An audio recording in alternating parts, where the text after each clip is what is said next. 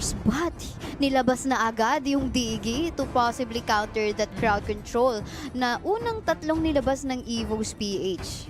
Magkaka-faela kaya yung Evos ngayon? Hindi natin alam, posible. Naalala mo yung last week yung tinanong kung bakit pinili si Rafaela. Sabi, ang sexy daw niya kasi, well, you're not wrong.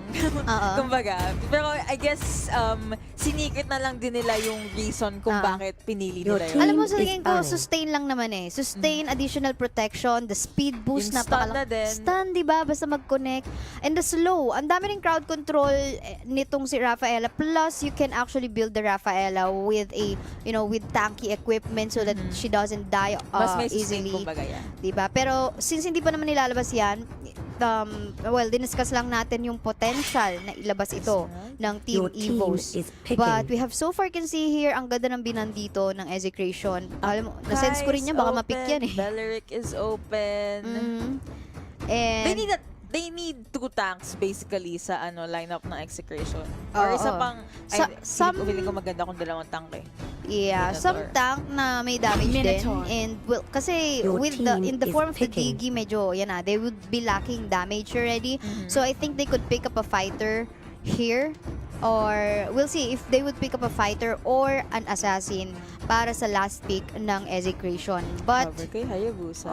We have a hover in the Hayabusa. Thumbs again and Esmeralda has been taken out. Alright. Alam mo, tuwing may nag-hover, may naglalaki ng Kagura, parang nakikita ko na yung mga life bars na nahuhulog eh. Ay, oo. Yung ganun burst. kalupit yung burst damage niya. Oo, mabibisit ka sa payong na yun na binabato na yun. Pero I guess ang magandang gawin pag you're up against a Kagura is early game pa lang, i-deny mo na ng buff, so mo hayaan makapag-roam. Kasi pag nakapag-roam, nakapag-jungle, consistently nakakuha ng buff yung Kagura, dun siya sasakit once pumasok yung late game. Oo, kung mapapansin mo dito, parang ang taas ng sustain ng lahat ng heroes na kinuha ng Evos PH. But at the same time, mapapansin mo, they didn't actually pick a marksman. So, Evos PH will be playing on a no marksman setup. Execration will be roaming or playing around on that marksman kind of setup wherein alam natin, of course, mid to late game time unless mabigyan mo na agad ng items and gold si Claude. And, you know, sa tingin ko, with Claude, kung hindi man siya makapag-item, mas may hirapan siyang patayin yung mga matataas na sustain na heroes dito sa lineup ng Evos PH. And of course, pag may Claude sa isang lineup, it's pretty obvious na siya yung magiging main damage dealer. I think Lunox sa backline sa lang yun. Like after pumasok ng Minotaur, after mag-set ng Martis, then mapasok si Claude, Blazing Duet, tapos saka lang magkikios and order si Lunox. Digi, usually for ano lang yan eh, in between na bigla may nag-ult, oops, I need to pop the time journey. Yes. Mga ganun setup pa. Yes, tama ka dyan. And may mga nakita pa nga akong plays last week wherein the Digi wouldn't care kung siya naman yung target. Yes, okay, basta makawala ako sa CC mo, I would pop up the time journey for as long as hindi ko i-feed yung kalaban. So I guess we are all set, guys. Nakita nyo na yung lineup ng parehong teams. We'll probably be reviewing that in-game. So let us know in the live chat, guys. Ano ba kayo? Hashtag Evos or hashtag Ezek? And spam that comment dahil ito na nga ang first game. Of course, thank you again to all of our sponsors. Pero first team lineup na muna. For Execration, we have Pakbet on this Lunox, Ito Max for this Martis, Zapnu on this Claude, Lord for this Tiki, and Vian on this Minotaur. Para naman sa Team Evos PH, we have Honda gamit ang Kufra, Archie on the Leomord, Haji with a Hayabusa, Doof. Para naman sa Kagura, Dexter gamit ang Cho. At ayun na nga, no. Ang sakit talaga ng momentum ni Leomord sa early game. Ito naman yung nababawas na life. Tama ka dyan. Pero I think in terms of pushing naman, because of the DPS of the Claude, mas nakaka-push sila ng dito, ng minion waves. So first, early game, so farm muna ako lang ng buffs, ng jungles. Wala muna tayong makikitang action unless may mag-overstay or mayroong may umasim. Yun na lang yung gagamitin kong term. Yun nga, kung may umasim man sa ilalim ng init ng araw, pagpawisan ka. Pero ayun ba yung mga pinagsasabi natin doon? Gigil ka masyado sa pag-comment mo kanina. Gigil ako sa init eh. Kanina I was about to say, wala tayong nakitang early cut-off creeps. Pero mapapansin natin sa bottom lane part of the map, we can see Execration ayan, with the Lunox as well as the Kagura. Ang ganda ng ginawa nilang cut ng creeps doon.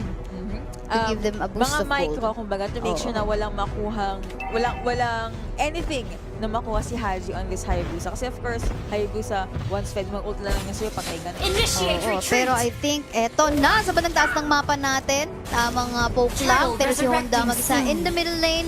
Kaya niya pa namang protektahan. I-clear lang yung wave, but on the top lane, ayun na. Hindi pa rin nagko-commit yung parehong team. Probably no one's actually available pa. Zoning out lang. Oh, Since zoning wala out pang lang. ultimates up for these 4 people.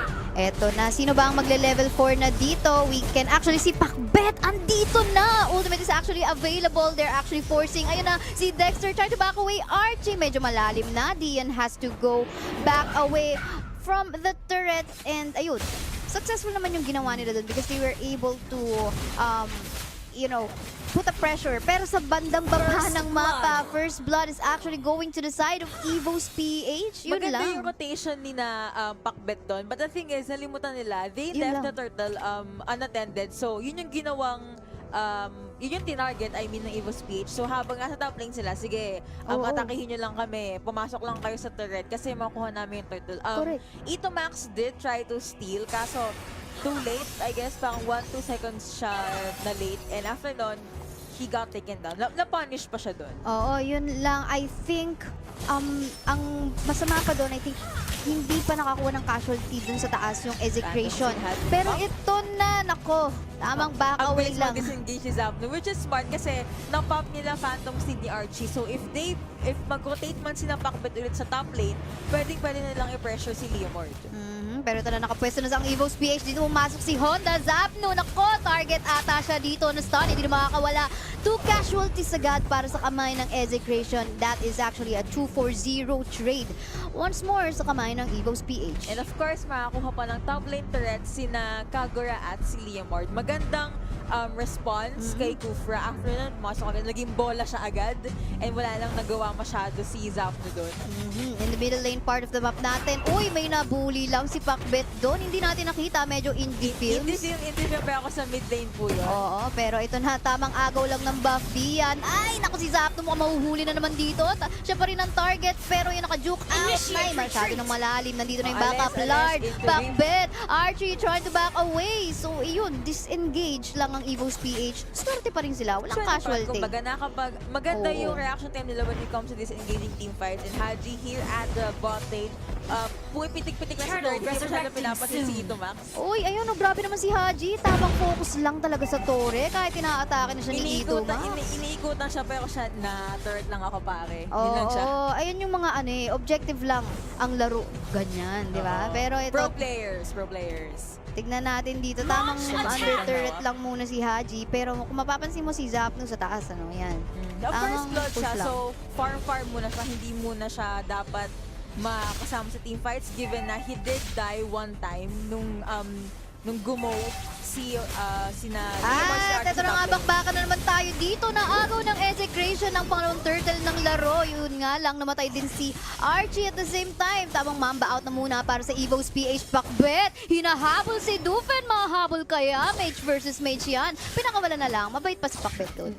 Well, actually, for a Lunox na 5 minutes in, enough na yung damage niya. Pero siguro para hindi na din mag-overextend, hindi na din umasim, hindi na niya diniin si Doof kahit nakakagigil yung ganong life, di ba? Oo, nakakagigil yung Alam na ganun. Lunox ka, alam mo yung machine gun mo, alam mo kayang-kaya. Tama ka dyan. Pero, ayun na nga, luckily for Execration in the bottom lane part of the map, they actually was able to take away one more turret away from Evos PH. Kaya naman, they can still catch up. 1K gold lead na nasa kamay ng Evos PH. Naniniwala naman ako na kayang-kaya pang habulin niya ng Execration. Yes, and dahil nakakuha nga silang turtle kanina, wait, Lian actually got spotted there. Biglang napalis si Haji Bill. Ay, may Minotaur pala dito sa bush. So, ayan, given that Execution was able to secure turtle, helps him gold-wise. More Ay, gold grabe! into their pocket. Very Ang low ganda ng HP, pasok na boys! yun. Mamamatay na rin dun si Lardo, pero masyadong malayo na hindi na rin minaasim dito ni Kagura natin. Actually, kung magmaasim pa siguro si Kagura, mas maaga pa siyang namatay. But in the end, actually, she died already. But, ang ganda ng burst damage ng Kagura dun. To think na legit na under turret pa yun na, parang in-RNG na niya. You know what, I'm gonna risk this. Haji Lulu's ultimate. on Zapnu, but apparently the damage is not enough. Hinahabol na siya ngayon ni Zapnu. Ay, Blazing Do It! Kaya ba niya humabol? Naku po, mukhang mapapalaban ng Haji na to. Still trying to escape. Will he manage to get away? So nag-flicker in na ang DH na to. At mukhang nabuhay pa si Haji. Nabuhay nga siya. Lightning Truncheon already up for Pakbet at up na din ang Athena Shield kay Dian. Grabe, 0.00009 HP bar yun para kay Haji, Napakamalupitang microplays din yun para mag-survive pa sa ganun. Madami siyang na-burn na resources sa dalawang kay Zapnu tsaka kay Dian. Pero naka-escape pa rin siya. Oo.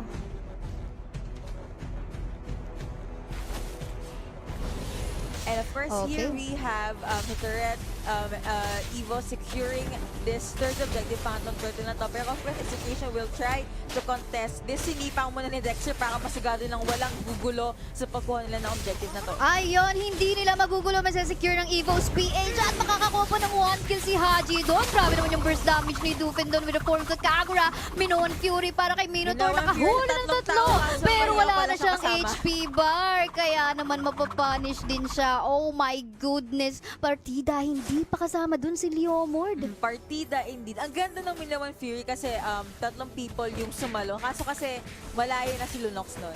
Oo, tsaka kung di na din yung HP bar niya, ang ganda ng, well, siguro yun nga, yung timing ng rage bar niya, plus at the same time yung cooldown ng ultimate niya, hindi naging available. Medyo wala sa timing.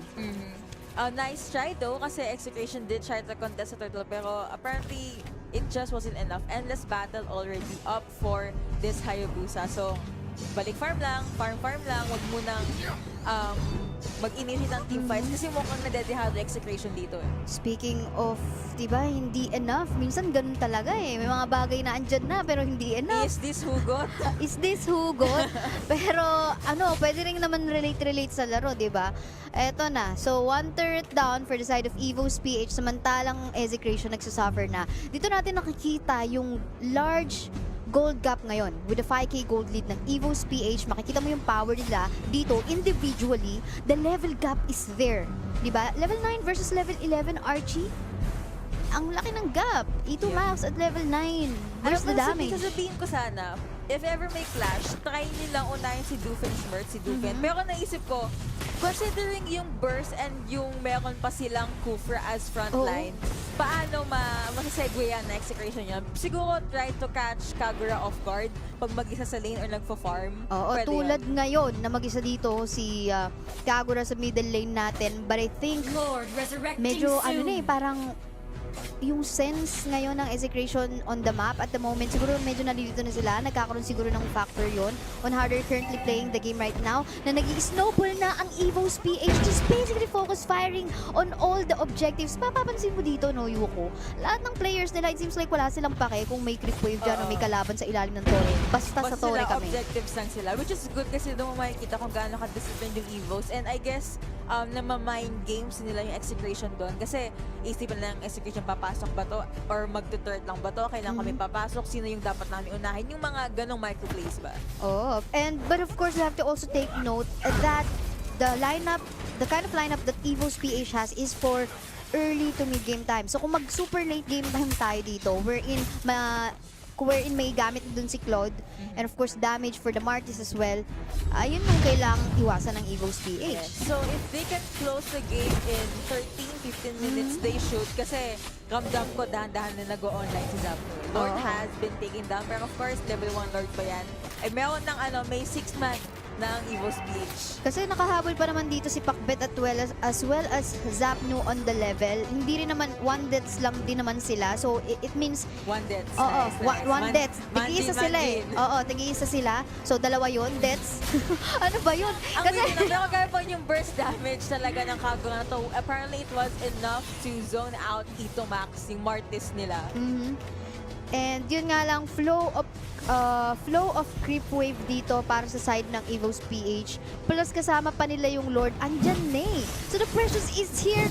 Sa loob na ng tore yung Lord trying to hit the turret. And it seems like mapuput down pa nila ito. At yun nga pumasok dito si Dian. Minoan Fury. Tatlo na nakapumasok dito si Zapnu with a blazing do it. Nako, nakakuha na ng kills ang Execration. But at the same time, buhay pa naman din dito si Hayabusa attempting to get the tier 3 turret dun sa top lane natin, but it wasn't enough. Hindi rin na-take down ang ating inhibitor turret sa middle lane. But, it was not enough, hindi. Pero kasi, dapat kunin ko muna yung turret bago ako bumalik. Sa objectives all parang the way. hindi siya in or out, ano lang, in, kuha turret, Out, tsaka out. yung ganon. Actually, kung may yin-yang overturn yung Kagura, the moment na pumasok yung lord dun sa inhibitor turret sa mid lane, feeling ko may mananalo pa yung Evos PH dun eh. Pero, ginamit na niya kasi kanina nung nasa bot lane, trying to zone out Ito Max. So, I guess it worked to Execration's favor kasi dahil doon naka-Minion Fury, after that Minion Fury, nag-blazing duet naman si Zap. Mapapansin mo dito, itong si Haji, 301 KDA, but the focus talaga ng ginagawa niya ngayon, clear of wave and third objectives lang. Yun lang.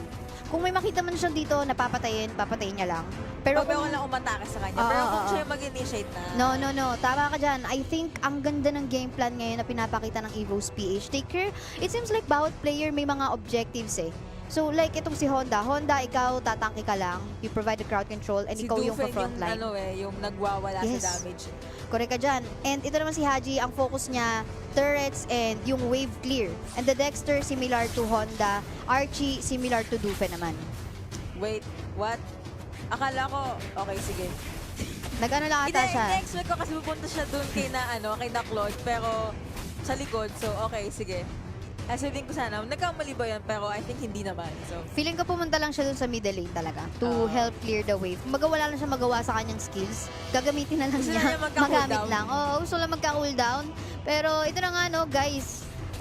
Stay lang muna sa base ng Execration, waiting for the right opportunity. Hindi natin sinasabi na natalo ng Execration. I can still see may na there pa is sila. still hope. Of course. Kasi, Tsaka syempre yung throw nandyan pa, nakatayo pa eh. yes, and kasi nakita natin kanina, nakapasok lang si Minotaur with the Minoan Fury, 3-man knock-up, then pumasok si Claude. Yung ganong kind of setup, kayang-kaya pang balik na rin ng Execration yung laban. Of course. If basta maka-take down sila lang at least 3 or 4 members ng Evos, dire-diretso na yan. Kasi we also have to take into account yung death timers nila pag namatay sila. Kasi habang tumatagal ang ating laro, mas matagal din yung death timers natin. Mas matagal makakabalik mga players. 40 seconds, ang tagal nun. Pag mas maganda yung stat, syempre medyo mas matagal yung death timer. And ayun na nga guys, tamang patience lang para sa ating mga players ngayon. Even Execration, nagtitiis sila ngayon na mag-farm lang kung ano yung mga pumapasok sa base nila. And pero that still spells bad for Execration kasi minions lang sila. Kasi walang yung buff. jungle sa labas, controlled ng Evos. di rin sila makalabas to get some buff.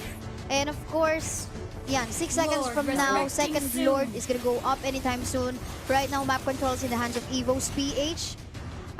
Ayun, napansin mo yun, si Hayabusa.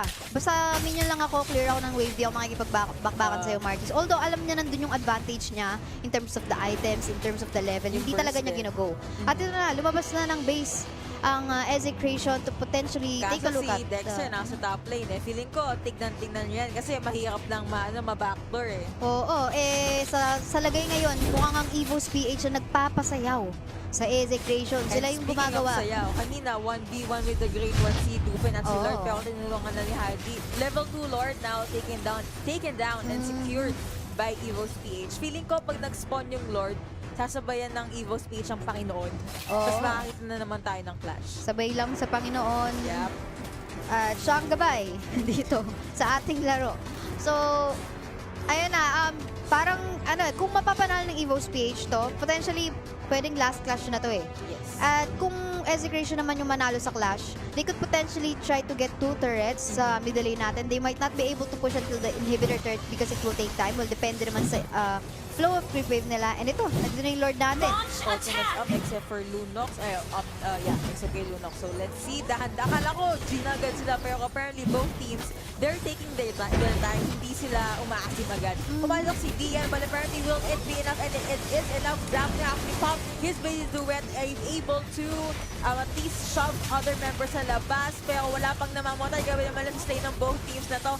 Doof though here at the front line of manage to take down this Minotaur. Ako po, yung BB tank na Execution na patay ng Kagura na to, but that's pretty much the only person left. And this Diomord was able to take down this Digi, pero of course, yung Evos, chill muna, hintayin muna natin perfect damage check. Momentum has been up, nakapatay na din ang Hayabusa na to. Ito Max really and the killing spree going over to the Diomord. Lunox managed to take down this Kagura, pero game 1 going over to Evos PH. Alam mo, gusto ko yung laro ng Hayabusa dito. Wala siyang pake, hindi ko nakukunin yung yung kill na yan. Para siyang, alam mo yun, sa isang setup, siya yung prod. Nasa likod siya, pero dahil sa kanya,